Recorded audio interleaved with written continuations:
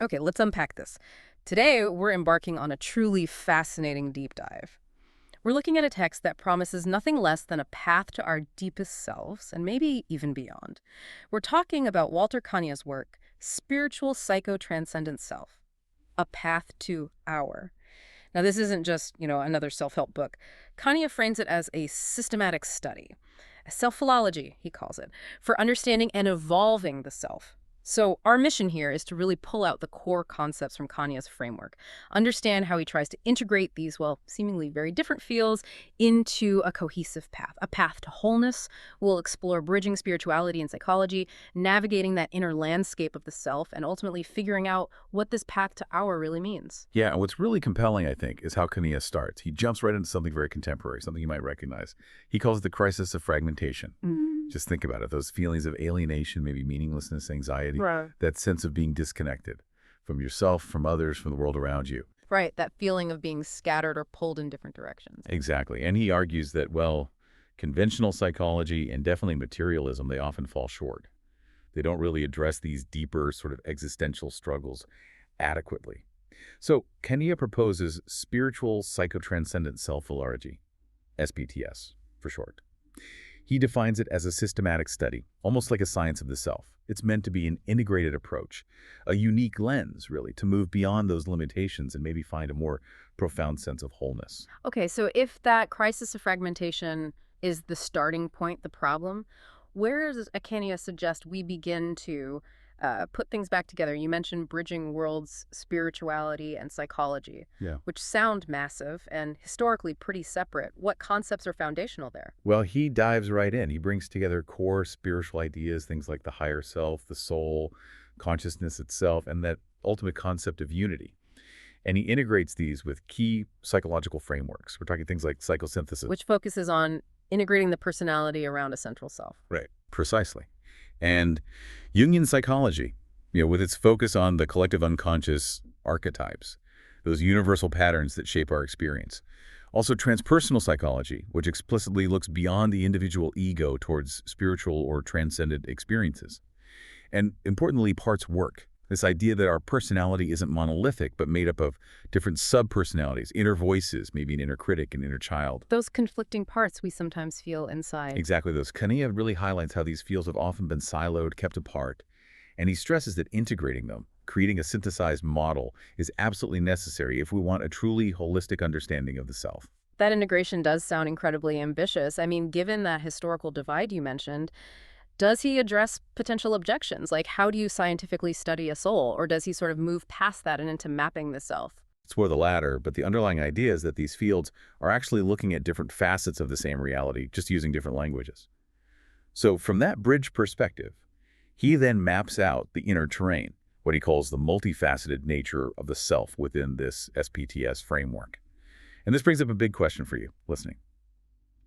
What is the self here? Kanye defines several key structures. First, there's the ego or persona. It's crucial, obviously, for navigating daily life, getting things done. But he emphasizes its limitations, its tendency to dominate, to think it's the whole show. The everyday I we usually identify with. That's it. Then you have the subpersonalities or parts, those inner conflicting voices, roles, energies we were just talking about. But beyond these, crucially, there's the soul, higher self or transpersonal self. This is described as the deeper, wiser, unifying center. It's the consciousness and identity that exists beyond the ego. Okay, so like a core, unchanging aspect of us. Sort of a potentiality guiding intelligence, yes. And finally, there's consciousness itself. Kanye explores this in terms of different levels of awareness, both personal, everyday awareness, and also transpersonal, broader states of consciousness. Okay, so we've got this map. Ego, parts, higher self, consciousness, quite a few layers. The obvious next question is, how do we navigate this? How do we move beyond the limitations of the ego or the conflicts between parts? This sounds like where transcendence comes in. What exactly does Kanye mean by that? And importantly, how is it different from just checking out, from unhealthy escapism? Yeah, you've hit on a really crucial distinction there. In the SPTS context, transcendence means moving beyond identification with just the ego or just those subpersonalities or our usual limited perspectives. It's about accessing that higher self, tapping into a broader awareness. And it is absolutely vital, as you say, to distinguish this from unhealthy dissociation or escapism. Because that can look similar on the surface sometimes. It can, but true transcendence, in Kanye's view, allows access to deeper insights, a wider view, without abandoning reality. It's about expanding your consciousness, not running away from life. He introduces some initial practices for this, things like mindful observation, just watching your inner world, and what he calls disidentification, learning to gently separate your sense of I from your thoughts, your feelings, your roles. Can you give an example of that? Disidentification. Sure. Think about maybe feeling overwhelmed by anger. Disidentification would be the practice of noticing, there's anger rising within me, rather than I'm angry. Yeah. You observe the anger as an energy, a phenomenon passing through your awareness, but it's not the entirety of who you are. That little shift creates space. Okay, I get it. It creates distance perspective. But as you hinted, Kanye seems to say you can't just float off into this transcendent awareness and stay there detached from everything. The integration step sounds just as critical. What does that involve? Why is it so vital? Yeah, if we're looking at the bigger picture, integration is really where the rubber meets the road. It's where the transformation happens in a practical sense. It's about bringing those insights, those qualities, maybe calmness, clarity, compassion, gained from the transcendent level down, bringing them into our daily lives, into our personality structure.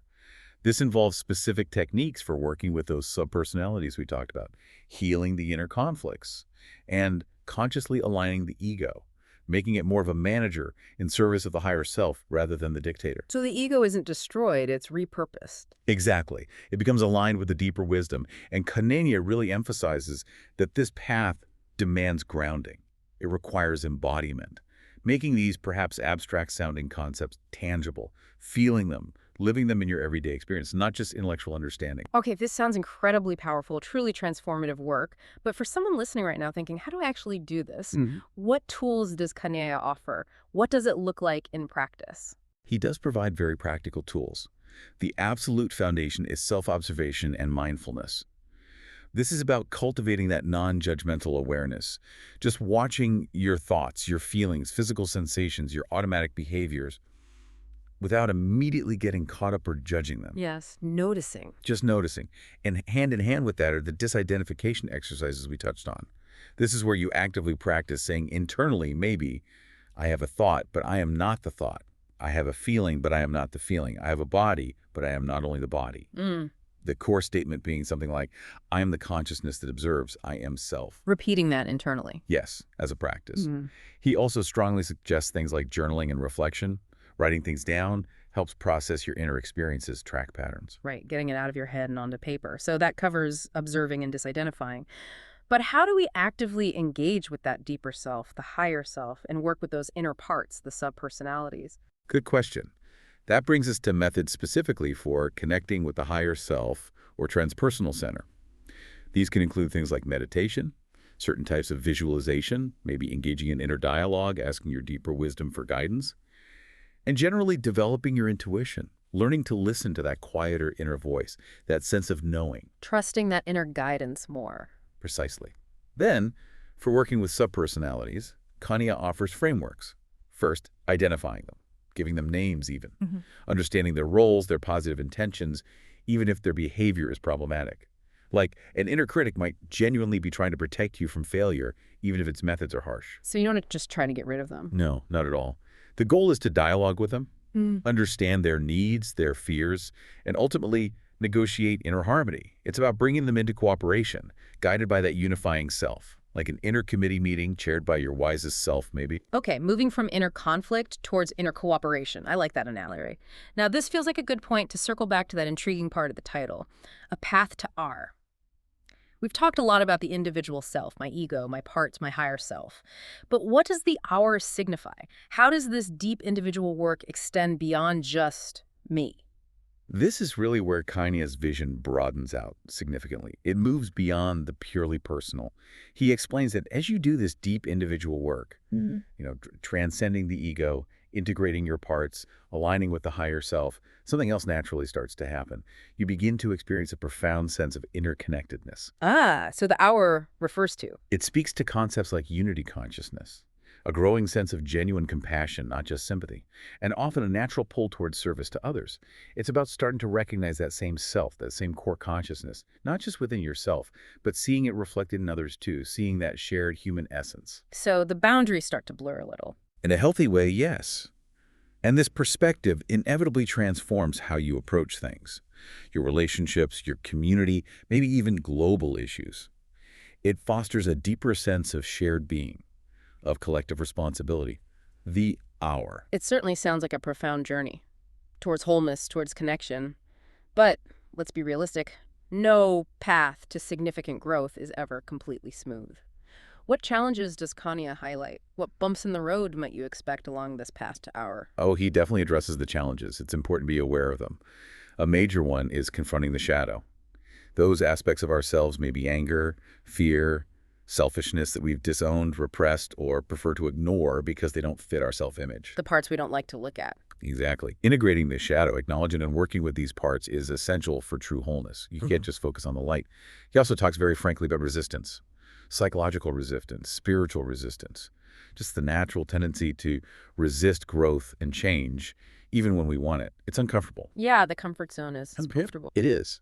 And the path isn't always linear. There can be pitfalls, setbacks, periods of crisis, even what some spiritual traditions call dark nights of the soul, periods of confusion, dryness, or seeming disconnection, can be part of this transformative process.